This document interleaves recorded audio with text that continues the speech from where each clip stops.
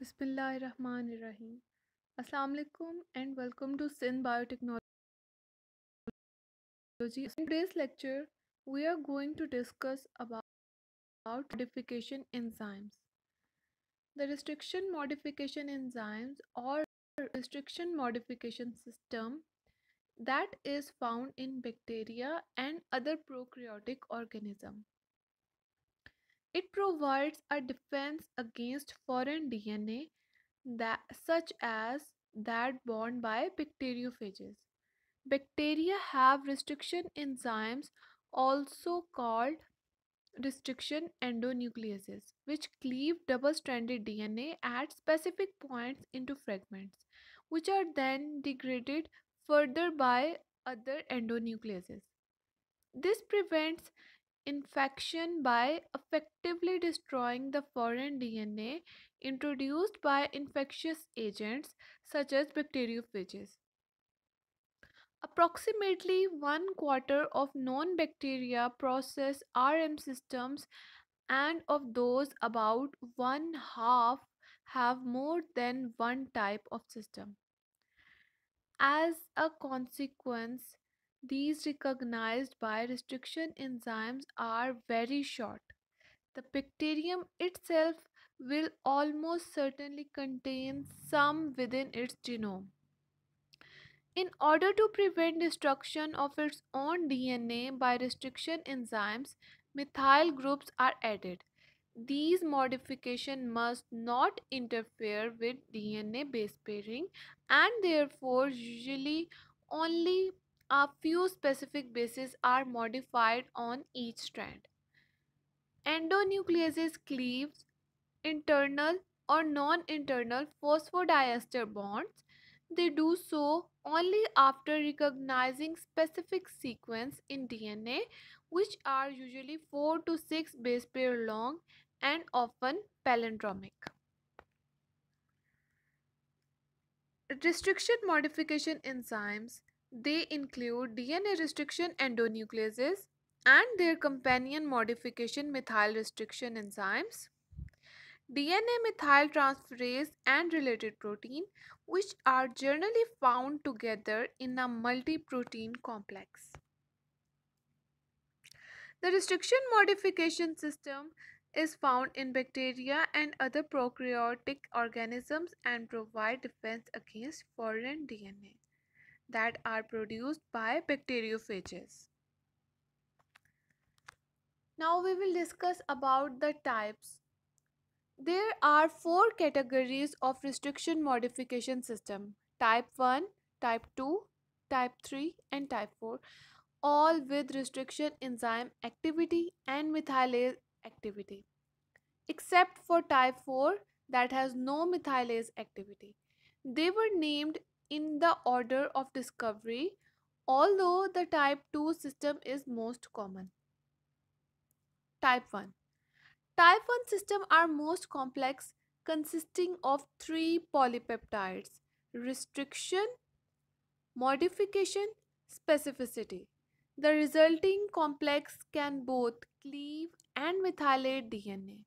Both reactions require ATP, and cleavage often occurs a considerable distance from the recognition site. The S subunit determines the specificity of both restriction and methylation. Cleavage occurs at variable distance from recognition sequence, so discrete bands are not easily visualized by gel electrophoresis. Type 2 systems. Type 2 systems are the simplest and most prevalent. Instead of working as complex, the methyltransferase and endonuclease are encoded as two separate proteins and act independently. Both proteins recognize the same recognition site and therefore compete for activity. The methyltransferase act as monomer, methylating a duplex one strand at a time. The endonuclease act as homodimer, which facilitates the cleavage of both strands. Now type 3.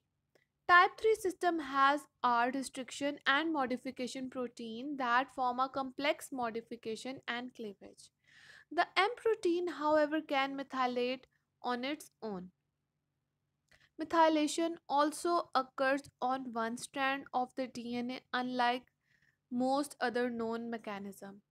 The heterodimer formed by R and M protein competes with itself by modifying and restricting the same reaction. This results in incomplete digestion. Type 4. The type 4 are not true RM system because they contain only restriction enzyme, not methylase. Unlike the other types, the type 4 restriction enzyme recognize and cut only modified DNA. Here is an image of that system uses. Isolated restriction enzymes are used to manipulate DNA for different scientific applications and are an important tool for recombinant DNA technology. They are used to assist insertion of genes into plasmid vector during gene cloning and protein production experiments. Restriction enzymes can also be used to distinguish gene alleles by specific recognizing single base changes in DNA. They are used to digest genomic DNA for gene analysis through Southern blotting. Now we will discuss its function. In genetic transformation, genetic transformation is a process by which a recipient bacterial cell can take up DNA from a neighboring donor bacterial cell and integrate this DNA into its genome by recombination. Although the early work on restriction modification system focused on the benefit to bacteria of protecting themselves against invading bacteriophage DNA or other foreign DNA, it is now known that these systems can also be used to restrict DNA introduced by natural transformation from the other members of the same or related species. Number 2.